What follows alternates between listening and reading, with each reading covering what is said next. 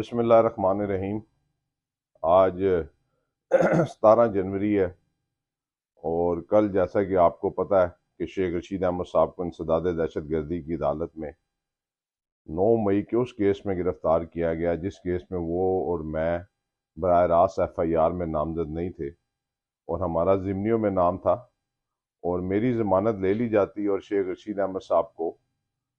ان کی ضمانت کینسل کر دی جاتی ہے اور پاکستان تحریک انصاف کے تمام کارکنوں کی ضمانت لے لی جاتی ہے،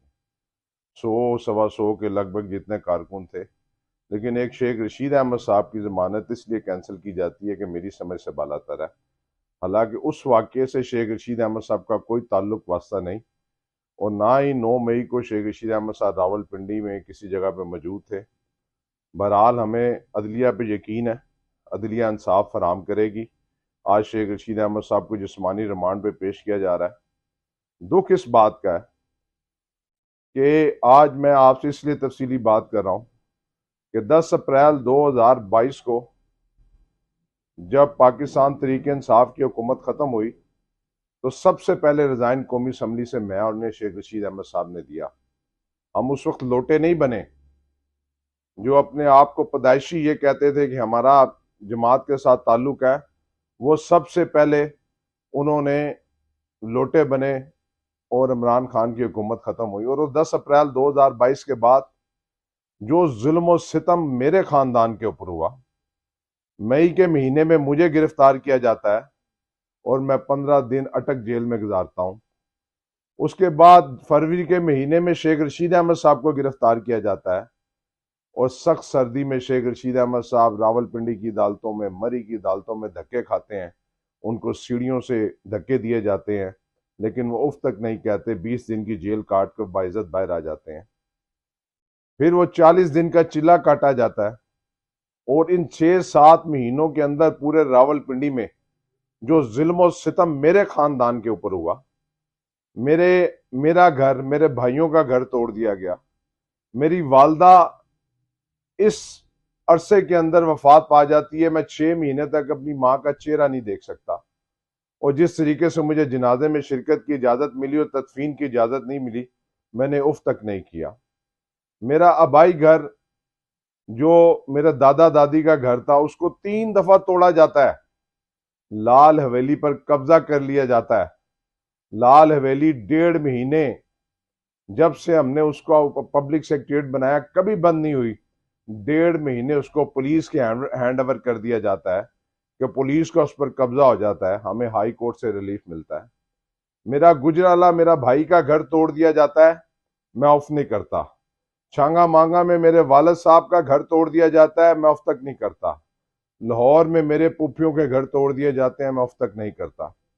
میرے دوستوں کو اٹھا لیا جاتا ہے، ان کے 10 سال کے بچوں کو اٹھا کر تھانوں میں بند کیا جاتا ہے، میں اف تک نہیں کرتا۔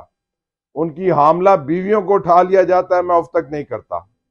ہمارے 20 سے 22 ملازمین کو اٹھا کے مارا جاتا ہے، میں اف تک نہیں کرتا۔ میرے بڑے بھائی شیخ شاکر صاحب اور شیخ عمران کو 8 دن ڈبل ہتکڑی لگا کر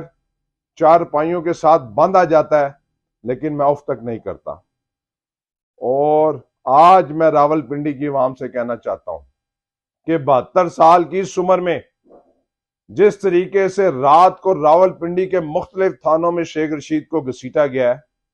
نواز شریف صاحب، شہباز شریف صاحب، آپ کے ساتھ یہ زیادتی نہیں ہوئی۔ اور یہ جو کینڈیڈیٹ آج مسلم لیگ نون کے خوشیاں منا رہے ہیں کہ جی ہمیں تو عمر قید کی سزا ہو گئی تھی اور تم نے تو 6 مہینے اسپتالوں کے اندر گزارے ہیں۔ RIU راول پنڈی کے سی میں جو ہے آپ نے وہاں پر سٹڈ کا حوالہ بنا کر وہاں پہ لیٹے رہے، لاہور کے اسپتالوں میں لیٹے رہے، اور جو میرے مد مقابل ہے وہ بھی جب ان پر تھوڑا سا وقت آیا جا کے اسپتالوں میں لیٹ گئے۔ ان کی گرفتاریوں کا ریکارڈ نکال کے دیکھیں، ہتھ کڑی ان کو 1 دن نہیں لگی، اور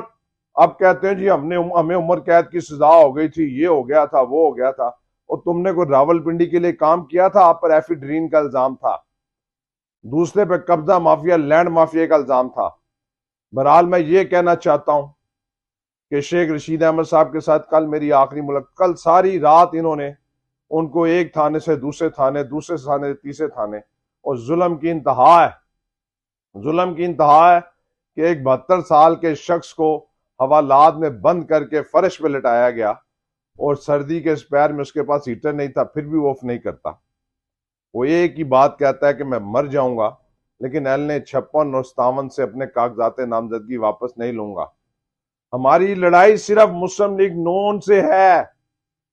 میں آج پاکستان راولپنڈی کی تمام جماعتوں سے کہنا چاہتا ہوں کہ اگر مقابلہ شیخ رشید اور ان چوروں ڈاکوں کا ہے، میں آج جماعت اسلامی والوں سے کہنا چاہتا ہوں، میں پیپلز پارٹی والوں سے کہنا چاہتا ہوں، میں اور دیگر جماعتوں سے کہنا چاہتا ہوں کہ آپ بخوبی اس چیز سے واقف ہیں کہ آپ اپنے ووٹ کو ضائع مت کریں. ہم خون کے آخری قطرے تک اس شہر کے ساتھ وفا کریں گے. ہم نے ساری زندگی اداروں کا احترام کیا ہے، اور یہ جو الزام اب شیخ رشید احمد صاحب پہ لگا ہے یہ ہمارے لیے بڑا